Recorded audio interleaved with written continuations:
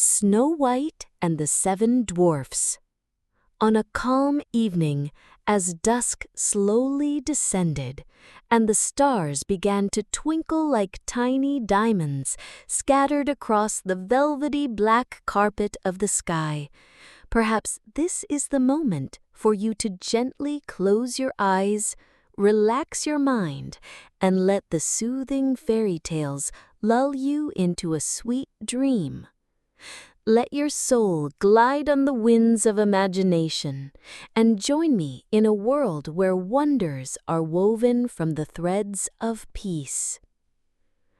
Once upon a time, on a cold winter's day when snowflakes gently fell from the high sky like tiny white feathers dancing in the air, there sat a kind and benevolent queen by her window. This window was made of shiny black ebony wood, reflecting the peaceful world outside. The queen was engrossed, watching each snowflake softly touch the ground, pristine white and soft like a warm wool blanket covering the land. She was diligently sewing, each tiny, even stitch gliding through the soft fabric. But perhaps the magical beauty of winter distracted her, causing a needle to accidentally prick her slender finger. 3 drops of fresh red blood, like tiny precious jewels, gently fell onto the pristine white snow outside. The queen looked at those 3 drops of blood, vibrant red against the pure white snow, and a simple yet beautiful wish suddenly filled her heart. She whispered to herself, her voice soft as a breath, "Oh, if only I had a daughter, with skin as white as snow, lips as rosy red as this fresh blood, and hair as black as the ebony of this window frame. How wonderful that would be!" And, as if by a miracle of sincere wish, not long after, the queen's wish came true. She gave birth to a tiny, wonderfully beautiful princess. Her skin was as white as fresh fallen snow, her lips as red as ripe cherries, and her hair was as black as ebony. Because of these wondrous features, she named the little girl Snow White. However, life sometimes takes a sorrowful turn, and an unfortunate event occurred.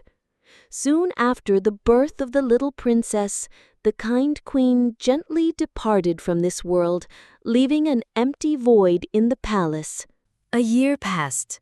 Time healed the wounds of sorrow, and the king decided to remarry.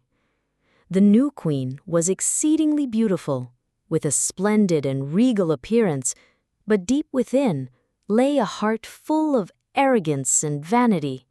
She could not bear the thought that anyone in this world could be more beautiful than herself. The new queen possessed a magical mirror, a mirror that was rumored to speak the truth. Whenever she stood before it, admiring her regal reflection, she would ask with a voice full of self-importance, "Mirror, mirror on the wall, who is the fairest of them all?" And the magic mirror, with a soft, clear voice like wind chimes, always replied, "My queen, you are the fairest of them all in this land." Hearing these words, the queen always felt immensely pleased and delighted, for she knew that the magic mirror always spoke the truth, never lying. Time continued to pass serenely, and little Snow White grew older, becoming more and more beautiful. When she turned 7, her beauty shone as bright as the morning sun, pure and sparkling. She was more beautiful even than the proud queen herself. One day, the queen again stood before her magic mirror with a confident expression and asked, "Mirror, mirror, on the wall, "Who is the fairest of them all?" But this time, the magic mirror's voice no longer brought her satisfaction. The mirror replied, still softly and truthfully, "My queen, you are beautiful here, it's true. But Snow White is 1,000 times fairer than you." When the queen heard those words, she was startled, her beautiful face turning pale with jealousy and envy. From that moment on, whenever she caught a glimpse of Snow White, her heart swelled with discomfort and anger, gradually turning into a deep hatred for the innocent girl. Her jealousy and envy grew more intense, tormenting her day and night, keeping her from peaceful sleep. She summoned a huntsman, a strong man, and commanded in a cold, decisive voice, "Take this child into the deep forest. I no longer wish to see her face. Kill her, and bring her liver and lungs back to me as proof that you have completed your task." The huntsman, though unwilling, had no choice but to obey. He led Snow White deep into the forest, where tall trees reached the sky, and sunlight only weakly filtered through the leaves. As he drew his sharp knife, intending to carry out the cruel command, the poor child burst into tears. Her voice trembled as she pleaded, "Oh, dear huntsman, please let me live. I will run away into this wild forest. I swear I will never return to the palace." The huntsman looked at the beautiful, innocent face of the little girl, and his heart was suddenly filled with deep pity. He lowered his knife and said gently, "Run into the forest, you poor child." He thought to himself, maybe wild animals will devour her. But still, he felt much relieved, for he did not have to take the life of an innocent child with his own hands. Just then, a young wild boar suddenly appeared. The huntsman quickly killed it, took its liver and lungs, and presented them to the queen as proof. The wicked stepmother, without a shred of doubt, ordered the cook to prepare the liver and lungs for her to eat. She was convinced that they were Snow White's liver and lungs, and she deliberately ate them all, thinking she had completely rid herself of her rival in beauty. Left alone, the unfortunate little Snow White wandered through the vast, immense forest. She was frightened, her bewildered eyes looking at the green leaves and swaying grass, not knowing where to go. Suddenly, she started to run, running on, regardless of the sharp thorns and jagged rocks on her path. The wild beasts of the deep forest, with their sparkling eyes in the darkness, prowled around her, but strangely, none dared to touch the little girl.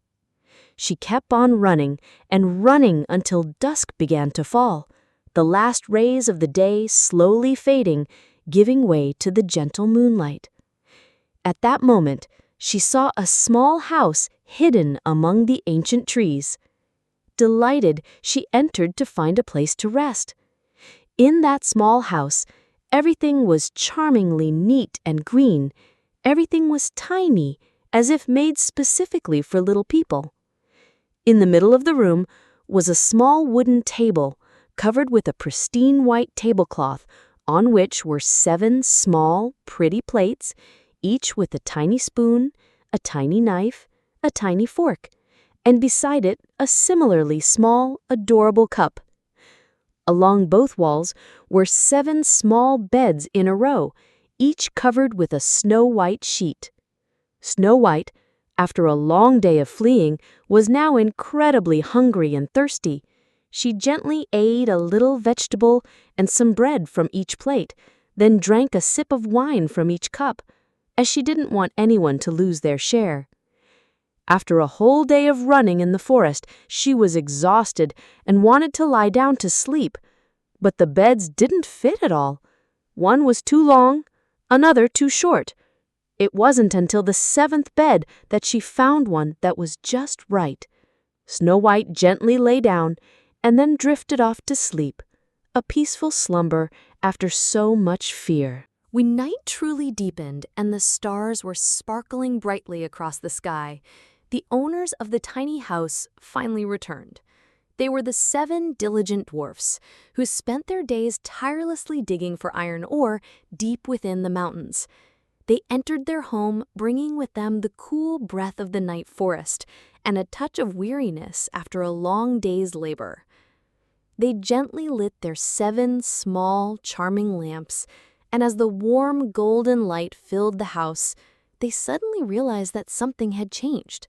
Nothing was as it had been when they left that morning. The first dwarf, with wide, round eyes, softly exclaimed, "Who has been sitting in my beautiful chair?" The second dwarf, looking at his plate, asked in surprise, "Who has been eating from my tiny plate?" The third dwarf also spoke up, "Who has eaten my bread?" The fourth dwarf noticed someone had touched his portion of vegetables. "Who has tasted the vegetables on my plate?" The fifth dwarf, looking at his tiny fork, "Who has taken my tiny fork and cut something with it?"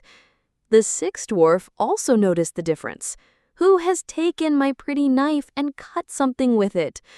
And the seventh dwarf, with the most surprised expression, softly asked, "Has anyone drunk from my beautiful cup?" The other dwarfs also ran to their beds and simultaneously cried out, their voices full of curiosity, "It seems someone has been lying on my bed." When the seventh dwarf looked at his small bed, he let out a little cry of surprise mixed with delight. On that bed, Snow White was sound asleep, her face serene and peaceful under the golden lamplight. So he called the other dwarves to come over. Each of them was immensely surprised. They held their 7 lamps, shining them on Snow White's face, and exclaimed in soft, joyful voices, "Oh, how beautiful this little girl is!" All the 7 dwarfs were very happy. They couldn't bear to wake her, so they let the little girl sleep soundly. The 7th dwarf, giving up his bed for Snow White, had to sleep on his friends' beds, each dwarf giving up an hour, and so a peaceful night passed in the tiny house. When dawn broke and the first rays of sunlight filtered through the window, Snow White slowly awoke. She saw the 7 dwarves standing, looking at her with sparkling eyes, and she was slightly startled and a little afraid. But the 7 dwarves were cheerful and friendly. They smiled and asked her, "What is your name?" Little Snow White, with a gentle voice, replied, "My name is Snow White." The dwarves continued to ask, their voices full of curiosity, "How did you come to our house?" So Snow White told them the entire story of how her wicked stepmother had tried to harm her, but the kind huntsman had let her live. She had run all day through the wild forest until dusk, when she saw their house. After hearing the story, the dwarves, with their kind hearts, told her, "If you agree to look after the house, cook, make the beds, wash clothes, sew and embroider, and keep the house very clean and tidy, then you can stay with us. You won't lack anything at all." Snow White, with eyes sparkling with joy and gratitude, replied, "Yes, truly, I would love to." And from then on, Snow White stayed with the 7 dwarves. She diligently took care of all the household chores, keeping the little house always warm and clean. Every morning, the dwarves would go to the mine to look for iron ore and gold. They worked hard until late afternoon before returning, and when they came back, delicious food was already laid out on the table waiting for them. Throughout the day, Snow White stayed home alone. The kind dwarfs always reminded and warned her carefully, "Beware of your stepmother. It won't be long before she knows you're here. Don't let anyone into the house." Their warning was like a gentle breeze, carrying worry, but also deep concern. In a distant place, in the magnificent palace, the wicked queen still believed she had eaten Snow White's liver and lungs, and was certain that now she alone was the most beautiful person on earth. She stood before her magic mirror, admiring her regal reflection, and again asked with a voice full of self-importance, "Mirror, mirror on the wall, who is the fairest of them all?" And the magic mirror, with a voice as soft as morning dew, once again replied, but not what she wanted to hear. "My queen, you are beautiful here, it's true, but Snow White is 1,000 times fairer than you. She lives beyond the mountains so high, in the house where the 7 dwarfs abide." Upon hearing those words, she started violently, her whole body trembling with rage. She knew that the mirror never lied. She immediately realized that the huntsman had deceived her, and Snow White was still alive. Jealousy and envy surged strongly again, tormenting her every second, making her lose her appetite and sleep. She sat there, racking her brain for a new scheme, how to kill Snow White no matter what. For as long as the magic mirror did not call her the fairest, her heart would find no peace. After many long days, the wicked stepmother pondered and finally devised a new scheme. She used dark magic to transform her face, then draped herself in the ragged clothes of a poor old peddler woman. Her appearance became so withered and aged that even close acquaintances would struggle to recognize her. In this guise, she embarked on a perilous journey, crossing 7 towering mountains, heading straight for the tiny hidden house of the 7 dwarfs. Upon arriving, she knocked gently on the door and then cried out, her voice hoarse and deliberately made to sound kind and simple, "Good wares, fine wares here. Anyone want to buy? Come by." Snow White, inside the house, gently peered out the small window. Her innocent eyes looked out, and she called back, "Hello, old woman. What do you have for sale?" The old woman replied, her voice still soft, concealing much cunning, "Good wares, fine wares here. Belts of all colors here." As she spoke, she pulled out a rainbow-colored belt woven with shimmering silk threads, exquisitely beautiful and sparkling under the faint sunlight. Snow White looked at the glittering belt, and a thought suddenly crossed her mind. "This old woman seems honest and kind.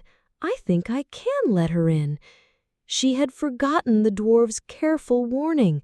She gently opened the door and stepped outside, choosing to buy a beautiful belt. The old woman smiled, a false smile concealing sinister intentions. She said to Snow White, her voice sweet and coaxing, "My dear, you tie it so clumsily. Come here, let me tie it beautifully and carefully for you." Snow White, without a hint of suspicion, innocently approached and stood before the old woman, allowing her to tie on the new belt. The old woman deftly fastened the belt.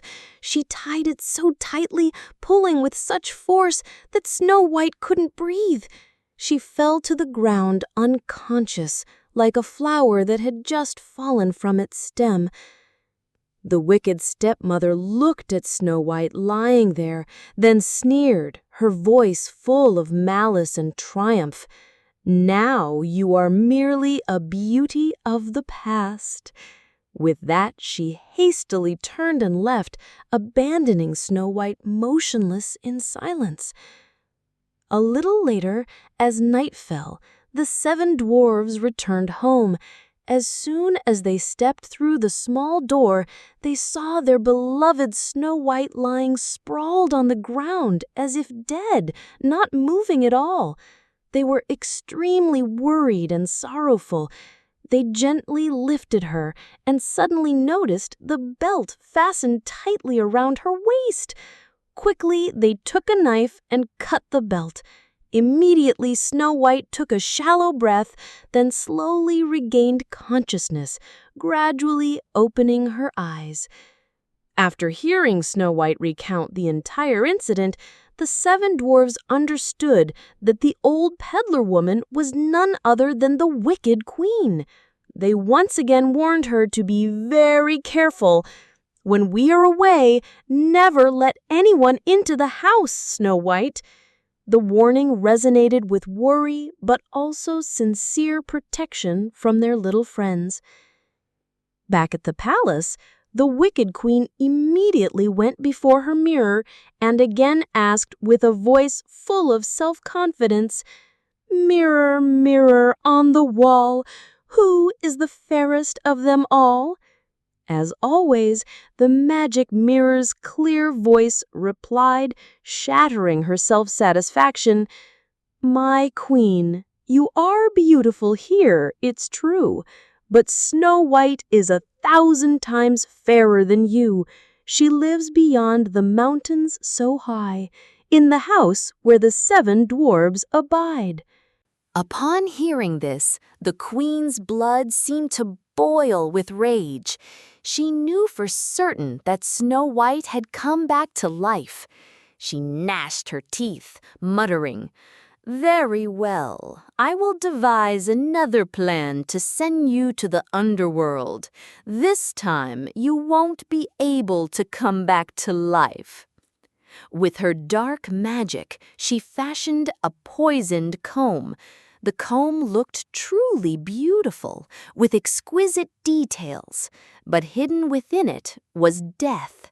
She again disguised herself as a different old woman than before, with a poor appearance, then once more crossed the 7 mountains, seeking out the house of the 7 dwarfs. She knocked on the door and loudly cried out, her voice hoarse, "Good wares, fine wares here, who will buy? Come buy!"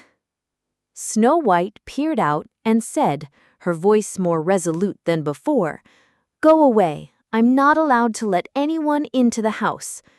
The wicked old woman heard this, but did not give up. She spoke again, her voice coaxing and cunning. "But surely no one forbids you from holding this comb and looking at it for a moment, does it?" Then she held up the glittering poisoned comb, its light seeming to cast a spell, attracting all eyes.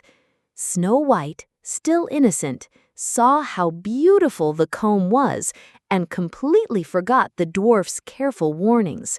She hurried out to open the door. After they agreed on the price, the old woman said, her voice overly sweet, "Now, let me comb your hair for you. I'll comb it beautifully." The poor little girl suspected nothing and let the old woman comb her hair. But as soon as the comb touched her black hair, Snow White was immediately overcome by the poison. She fell to the ground unconscious, like a flower wilting in an instant. The wicked old woman looked at her, then said, her voice filled with satisfaction, "So, the fairest in the land has finally gone." Having said that, she quickly left, leaving Snow White lying motionless. But fortunately, it was almost evening, and a little later the 7 dwarfs returned home. As soon as they entered, they saw Snow White lying motionless on the ground, looking as if she were dead. They immediately suspected the wicked stepmother.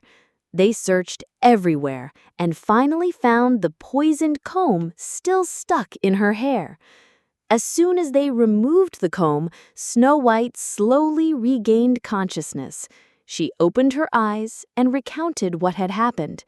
Once again, the 7 dwarfs warned her to be extremely careful, absolutely not to open the door for anyone when they were away from home. Upon returning to the palace, the wicked queen immediately stood before her mirror, her face full of anticipation, and asked, Mirror, mirror on the wall, who is the fairest of them all? As always, the voice of the magic mirror rang out, this time making her whole body tremble with rage as she shrieked. My queen, you are beautiful here, it's true. But Snow White is 1,000 times fairer than you.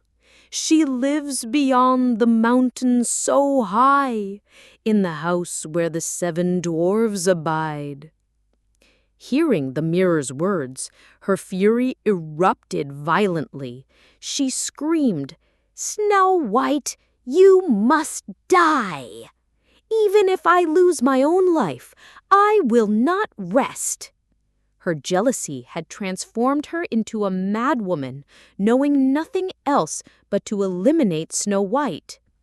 Afterwards, she went into the most secluded room in the castle, a place no one had ever set foot in. There, with dark magic and a wicked heart, she poisoned an apple. The apple looked truly ripe, plump and delicious, so tempting that anyone who saw it would want to take a bite. But whoever ate even a tiny piece would die instantly. She had poisoned it with extreme cleverness.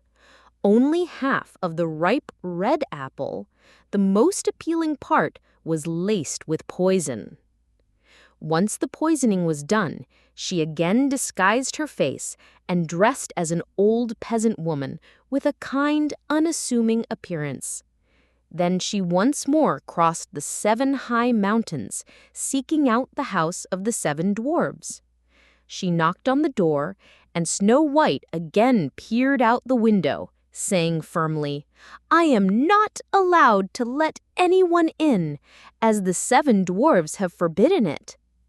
The old woman said, her voice gentle, pretending to be harmless, That's quite all right. I just want to sell off these last few apples before I go home. Here, let me give you one. Snow White, still cautious, said, No, I am not allowed to accept anything. The old woman said again, her voice becoming more and more convincing, Are you afraid of poison, perhaps? Look here, I will cut the apple in half. You eat the ripe red half, and I will eat the remaining white part. She held out one half of the bright red apple, which looked truly enticing, and she herself took a bite from the remaining white part of the apple. Snow White, gazing longingly at the delicious ripe apple and seeing the peasant woman eat without harm, could no longer resist. She reached out and took the poisoned half of the apple. The moment she took a bite, she immediately fell to the ground, unconscious and without breath. The wicked queen glared at the little girl lying there, then cackled, a laugh full of malicious glee and triumph. White as snow, red as blood, black as ebony. This time, those dwarves won't be able to wake you up again, my dear. As soon as she returned to the palace, she immediately asked the mirror, Mirror, mirror on the wall, who is the fairest of them all? This time, the magic mirror replied, its voice clear as a babbling brook, carrying the stillness of truth. My queen, you are the fairest of them all in this land. Only then did her jealousy and envy subside. Only then did she feel truly content and completely satisfied. As usual, in the evening, the 7 dwarfs returned home. As soon as they entered the door, they immediately saw Snow White lying motionless on the ground. Her heart had stopped beating. There was no breath left. Snow White was truly dead. The seven dwarfs lifted her, searching for any traces of poison, then wiped her face with water and wine, but it was no use. The poor little girl was gone, truly dead. They placed her in a coffin, and all seven sat around the coffin and wept for her for 3 whole days. Afterwards, they wanted to bury her, but seeing that her complexion was still vibrant as if alive, her beautiful cheeks still rosy, they said to each other, "Such a body, who could bear to bury it in the dark earth?" So they decided to make a transparent glass coffin, visible from all 4 sides. They gently placed her inside, engraved Snow White's name in gold letters, and added that she was a princess. Then they carried the coffin to the top of a mountain, taking turns guarding it night and day. Even the animals of the forest came to pay their respects and mourn Snow White. Snow White lay in the coffin for a very long time, but her body remained untouched, looking as if she was in a very deep sleep. She was still white as snow, rosy as blood, and her hair remained black as ebony. Time passed very slowly, and the little girl lay there peacefully in eternal slumber, guarded by the dwarves and loved by all creatures. At that time, there was a prince from a neighboring land. During a journey deep into the forest, he happened upon the small house of the 7 dwarfs and asked to stay the night. The next morning, as he walked along the mountainside, the prince saw the glistening glass coffin. Through the transparent glass, he saw Snow White lying there, beautiful as a dream, with raven black hair, skin as white as snow, and rosy red lips. The golden inscription on the coffin spoke of a princess. The prince, immediately captivated by her pure beauty, said to the 7 dwarfs, his voice full of yearning, "Please, let me have this coffin. I will pay whatever price you ask." The 7 dwarfs, with their kind hearts and boundless love for Snow White, replied, "Even if you offered all the gold in the world, we would not agree, Your Highness." Hearing this, the prince became even more earnest, his voice like a whispering wind. "Then please, give it to me as a gift, for I cannot live without seeing Snow White. I love and respect her as the most precious person in my life." Moved by the prince's heartfelt plea, the good dwarfs felt pity. They gently agreed, granting his request. The prince was overjoyed and immediately ordered his guards to carry the coffin on their shoulders. As the guards were carefully carrying the coffin, they accidentally tripped over an ancient tree root in the forest. The coffin jolted slightly, and miraculously, the piece of poisoned apple that Snow White had eaten shot out of her throat. Immediately after, Snow White slowly opened her eyes, like a flower unfurling after a long sleep. She gently lifted the lid of the coffin, then slowly sat up, her eyes still bewildered, as she asked, "Oh, dear, where am I?" The prince, overjoyed to the extreme, his face radiant with happiness, rushed to her side and said, "I love you more than anything in this world. Come with me to my father's palace. You shall be my wife." Snow White, with a warm heart, agreed to follow the prince back to the royal palace. A grand and solemn wedding was held, splendidly colored and overflowing with joy. Snow White's wicked stepmother was also invited to attend. After dressing magnificently, The queen again stood before her mirror and asked, her voice still full of confidence, "Mirror, mirror on the wall, who is the fairest of them all?" This time, the magic mirror replied, its voice clear as morning dew, but it was the final condemnation of her wickedness. "My queen, you are beautiful here, it's true, but the young queen is 1,000 times fairer than you." The wicked stepmother heard this. She cursed loudly, her whole body trembling with fear. She became hysterical, not knowing what to do. At first, she decided not to attend the wedding, but her curiosity and envy made her restless.